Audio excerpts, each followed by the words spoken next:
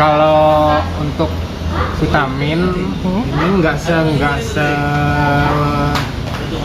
sesignifikan waktu yang Delta, waktu Agustus. Agustus itu memang kan dia memang banyak vitamin yang memang apalagi stoknya kan kosong di pasaran juga. Nah, makanya itu demand-nya tinggi dan agak susah.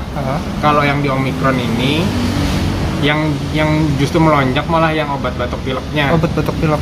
Apalagi kayak obat-obat batuk pilek itu sekarang kan beberapa ada yang kosong gitu loh stoknya. Kosong dalam artian karena permintaan banyak, jadi stok di supplier itu kosongan. Memang permintaannya lagi melonjak, bisa sampai